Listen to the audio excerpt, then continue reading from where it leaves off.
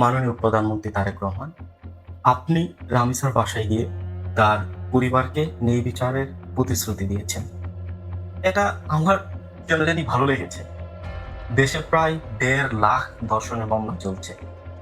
আপনার সরকার কি এই 1.5 লাখ ধর্ষণের মামলা নিষ্পত্তি করবে, নাকি রামিসার বোনের দায়িত্ব নিয়ে আত্মসন্তুষ্টিতে বলবে?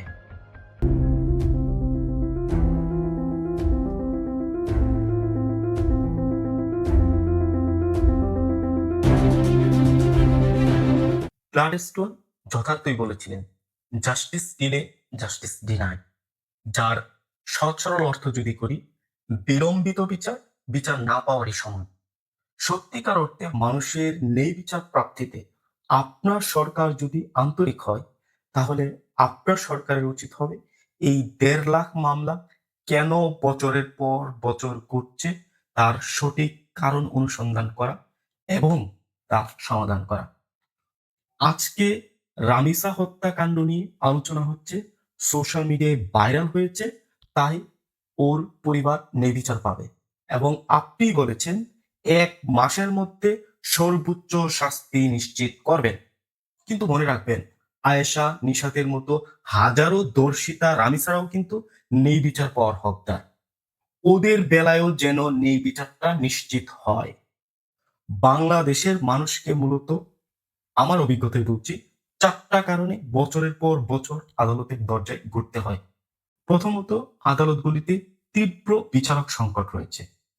একজন বিচারক যেখানে দিনে 20 থেকে 25টা কেস নিষ্পত্তি করার কথা, সেখানে একজন বিচারক দিনে 100 থেকে 150টা কেস নিষ্পত্তি করে। তাদের সাথে তো স্যার অন্যায় করা হচ্ছে। সো আপনার সরকার যদি ন্যায় বিচার নিশ্চিত করতে চান, প্রথমেই অধিক সংখ্যক বিচারক নিয়োগ দিতে হবে।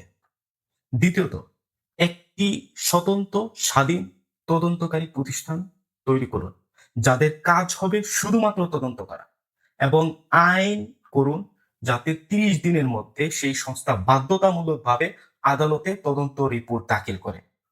ন্যায় বিচার পাওয়ার ক্ষেত্রে আমার দেখা মতো তদন্ত দীর্ঘসূচিতা সবচেয়ে বড় বাধা। তৃতীয়ত, দলীয় বিবেচনার ঊর্ধ্বে উঠে সৎ যোগ্য আইনজীবীদের মধ্য থেকে পিপি নিয়োগ দিন। অধিকাংশ পিপি তাদের দায়িত্বে অবহেলা করে। চতুর্থত, যে সকল আইনজীবী বিচারে অসহযোগিতা করে তাদের লিস্ট করুন। বার কাউন্সিলকে এদের বিরুদ্ধে ব্যবস্থা নিতে বলুন।